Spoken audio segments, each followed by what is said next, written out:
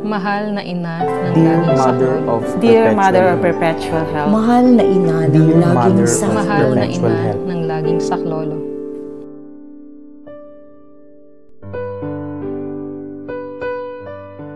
Mahal na ina ng laging saklolo, nararito po ako sa harapan ng iyong mapaghimalang larawan kasama ang aking pamangkin upang manalangin para sa kanyang kagalingan.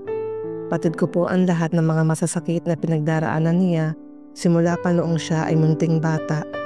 Saksi po ako sa lahat ng sakripisyo niya at paghihirap upang makatulong sa aming pamilya, lalo't higit sa kanyang nakababatang kapatid. Ngayon po, siya ay humaharap sa matinding pagsubok ng kanyang buhay. Tulungan niyo po kaming pag-anin ang kanyang karamdaman. Huwag po kayong magsawang dinggin ang aking palagi ang pananalangin sa inyo. Lalo't higit sa mga oras na mas kailangan po namin ang inyong tulong. Ang mapaghimalang larawan at mga kamay ni Jesus ang tanging namin kinakapitan sa ngayon.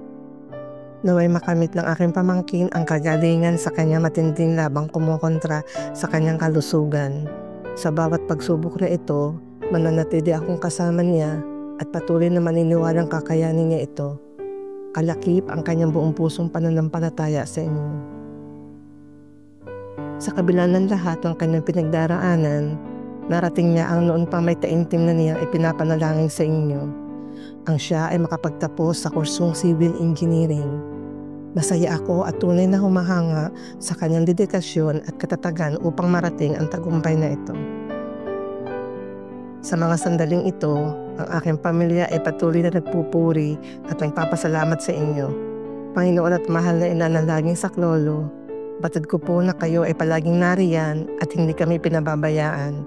Saksi ako sa lahat ng pinagdaraanan ng aking pamangkin na si Lance, kaya anuman po mga pagpapala ang kanyang natatanggap sa ngayon, ay batid kong nagmula iyon sa kalooban ninyo para sa kanya.